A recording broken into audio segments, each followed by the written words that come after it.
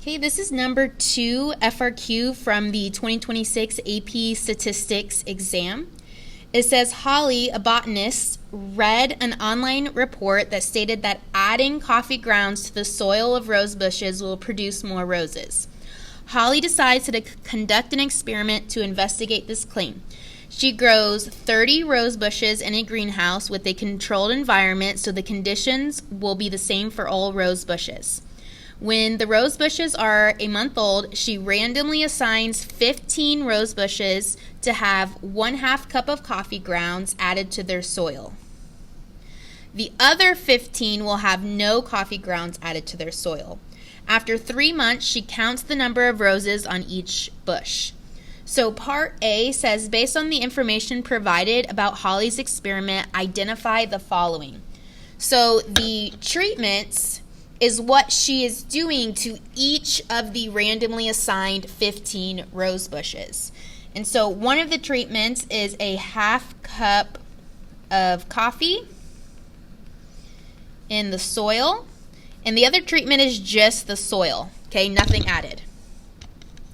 The experimental units is what you're doing the experiment on. And so she's experimenting on 30 rosebuds. And the response variable is what is happening at the end. What are we looking for at the end of this experiment?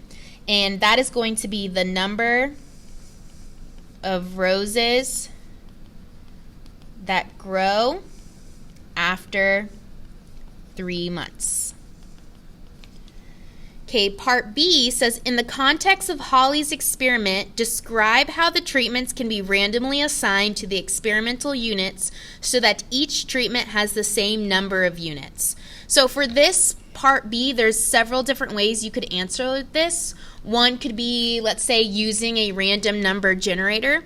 Another could be putting the numbers of each rose bush on a piece of paper, tearing up that paper, putting in a hat, mixing it around, and then drawing each number out of a hat. Okay, those are the most common two.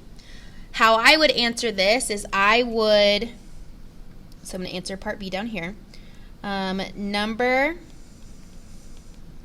the rose bushes, or rose buds, number the rose buds 1 through 30, and then use a random number generator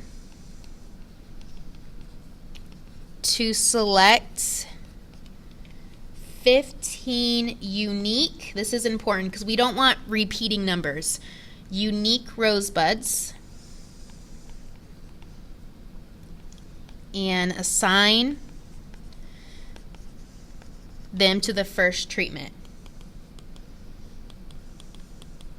And since this only has 2 treatments, I would say repeat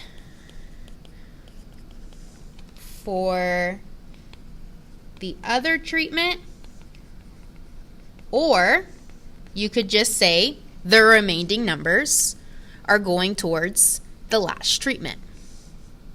Okay. Part C says, after the experiment, Holly determines that her results were statistically significant at alpha equals 0.05 level of significance. Explain the meaning of statistically significant in context. Okay, so for part C, what that means is this is the likelihood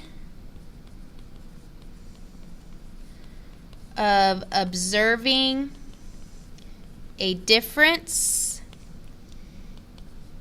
in the 2 treatments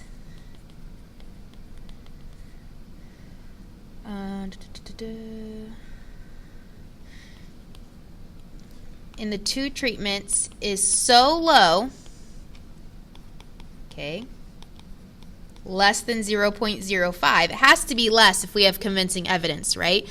So low, less than 0.05, that the difference would not be due to chance alone.